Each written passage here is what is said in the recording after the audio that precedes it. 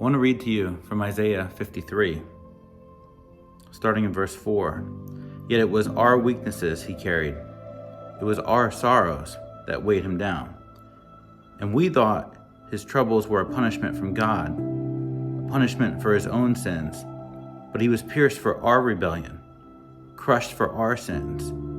He was beaten so we could be whole. He was whipped so we could be healed. Today is Good Friday. It's a somber day. It's a day that we need to take some time and we need to actually just pause, because we can't celebrate Easter yet. We need to pause in today. And what I'm going to encourage us to do is to do three things. I want us to contemplate. I want us to take time and contemplate our sin. See, we see that Jesus was beaten, he was mocked, he was ridiculed, and he was crucified. That's what we remember today. But it was because of the cost of our sin, not anything of his doing. And so today, throughout your day, can you contemplate? Can you say to yourself and be honest with yourself and actually just think through your sin, your past sins, your current sin, and understand that it was your sin. It was my sin that caused Jesus to have to go and be this atonement for us, for you specifically, for me specifically. But then I want us to take the next step. And I want us to not just contemplate, not just be aware of it, but let's confess it back to God.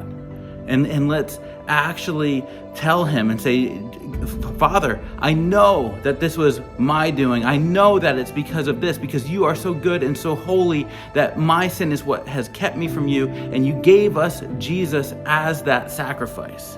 Would you do that? So we're going to contemplate, we're going to confess, and then I want you to see this in verse 11. It says, because of Jesus' experience,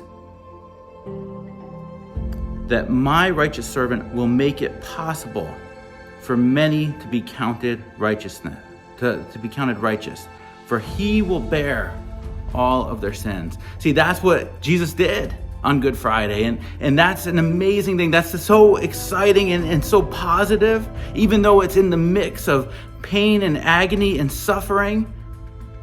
But he bared that sin. So we're going to contemplate, we're going to confess, and then let's give thanks to Jesus, because he bared something that I know I couldn't bear, and I don't think any one of you could bear, but he took it all upon himself, and he did it in the most horrible way, and he suffered for me, and he suffered for you in a suffering that we could never possibly imagine.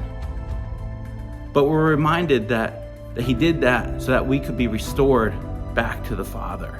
So that's what I'm going to ask us. Can we stop and can we contemplate? Can we confess?